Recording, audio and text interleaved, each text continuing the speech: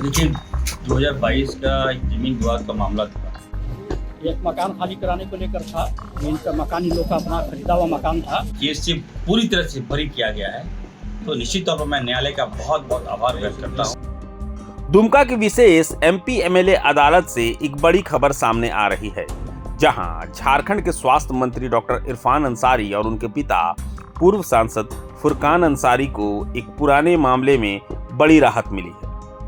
गाली गलौज और मारपीट के एक मामले में स्वास्थ्य मंत्री डॉक्टर इरफान अंसारी और उनके पिता फुरकान अंसारी को बरी कर दिया गया है।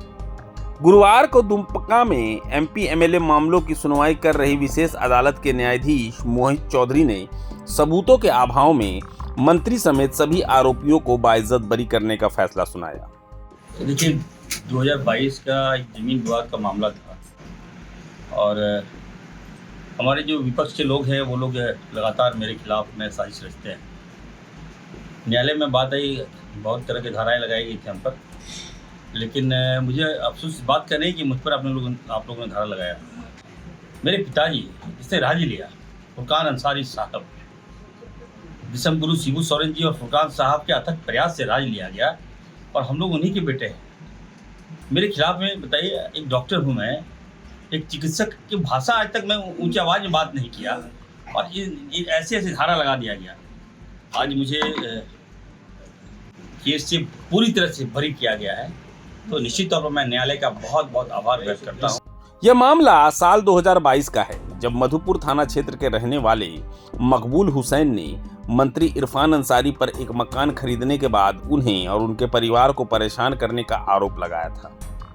हुसैन, जो उस मकान के किराएदार के तौर पर रह रहे थे, ने मंत्री इरफान अंसारी और उनके पिता फुरकान अंसारी, मुस्तारी खातून और सत्तार कराम के खिलाफ गाली गलौच, मारपीट समेत कई गंभीर धाराओं में परिवाद पत्र दायर कराया था। आईपीसी की धारा 323, 324, 380 और 452 जैसी कई धाराओं के तहत मामला दर्ज किया था। गुरुवार को इस मामले में फैसला सुनाते हुए अदालत ने कहा कि अभियोजन पक्ष आरोपियों के खिलाफ पर्याप्त सबूत पेश करने में नाकाम रहा, जिसके आधार पर उन्हें बरी किया जाता है। फैसले के बाद स्वास्थ्य मंत्री इरफान अंसारी ने न्यायपालिका पर पूरा भरोसा जताते हुए कहा कि सच्चाई की जीत हुई है और उन्हें एक मामले में फंसाने की कोशिश की गई थी। ये केस था, एक मकान खाली कराने को लेकर था। जिनका मकान इन लोग का अपना खरीदा हुआ मकान था। इरफान साहब की माँ के नाम से खरीदा हुआ था, उन्होंने खरीदा था, वह आज दिवंगत था। तो उन्हीं का आज ये केस था, निर्णय पर था, निर्णय के लिए आज फिक्स था। कोर्ट ने इस केस में कंप्रोमाइज़ हो गया। जिन्होंने केस किया था उन्होंने कंप्रोमाइज़ कर दिया था और कंप्रोमाइज़ के आधार पर उसने जो है ये कहते कि हमको इस केस को खत्म कर दिया जाए। उसी पर आज कोर्ट ने फैसला सुनाया और कंप्रोमाइज़ के आधार पर आज का केस को इन्होंने कोर्ट में डिस्पोजल किया और साक्ष्य भी नहीं पाया उसमें और केस को यही था, बरी हो गया। हाँ, पीसीआर केस था, पीसीआर केस नंबर 110/2022 था। उसमें आज ये लोग बरी साक्ष्य का अभाव में बरी कर दिया। देखिए भारतीय जनता पार्टी, मैंने कहा ना कि ये नाटक मंडली की हेड है। लोग उनके पास कोई काम नहीं है, कोई मुद्दा नहीं है। अगर धरना ही देना था तो रघुवर दास के खिलाफ में धरना देना चाहिए, भाजपा के खिलाफ में, उन नेताओं के खिलाफ में धरना देना चाहिए था जिन्होंने आज हजारों हजार आदिवासियों पे फर्जी केस कराया है। पत्थलगड़ी में कई सैकड़ों आदिवासी युवाओं को मार दिया भाजपा ने रघुवर दास के शासनकाल में। काला कपड़ा कोई पहना हमारा आदिवासी तो सीधा सीने में गोली मारने का काम भाजपा ने किया। तो इसके खिलाफ में धरना देते तो मुझे अच्छा लगता है, लेकिन बेवजह इनके पास मुद्दा नहीं है। लोकप्रिय मुख्यमंत्री आदरणीय हेमंत सोरेन जी तो जनता ने जवाब दे दिया है। आदिवासी राज्य में एक आदिवासी मुख्यमंत्री है, ये भाजपा प्रचार नहीं पा रही, लोगों को गुमराह करना चाहती। तमाम आदिवासियों से मैं कहना चाहता हूँ, राज्य के तमाम आदिवासियों से इरफान अंसारी का संदेश लगा दीजिएगा। देखिए मैं अल्पसंख्यक हूँ, 19% हमारा अल्पसंख्यक समाज है। हम लोग हेमंत सोरेन जी के नेतृत्व में चलना का हम लोगों ने मन बना लिया है और हम लोग उनके साथ रहेंगे। और आदिवासी को कहना चाहता हूँ, तमाम आदिवासी समाज से कहना चाहता हूँ, आपका मुख्यमंत्री है, आपके समाज का मुख्यमंत्री है। जब हम लोग उनको ताकत दे रहे हैं तो आप लोग भी ताकत दीजिए, ताकि हमारे मुख्यमंत्री जी निखार से काम करें, बोल्डली काम कर सकें।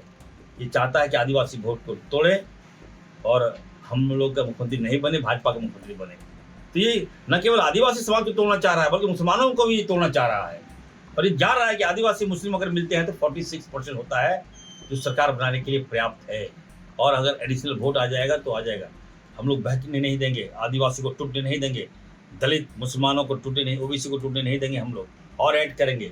देखिए, जब तक स्थिर सरकार नहीं होगी राज्य का विकास नहीं हो सकता। आज 6 सालों में मुख्यमंत्री जी ने लंबी लकीर खींच दिया। फ्लाईओवर नहीं था, बताइए आप चले जाइए कितना आसान लगता, रांची जामो जाम फंस जाते थे, कई मरीज मर जाते थे हमारे। आज मरीजों के लिए वरदान साबित हुए हमारे मुख्यमंत्री हेमंत सोरेन जी। ये कम बड़ी बात नहीं है, ठीक है। रोड मैप हम लोगों ने बनाया है, हम लोग विकास करके रहेंगे। जिससे हम गुरु शिबू सोरेन जी के लाल हैं, हेमंत सोरेन जी, तो फिर क्या चिंता है।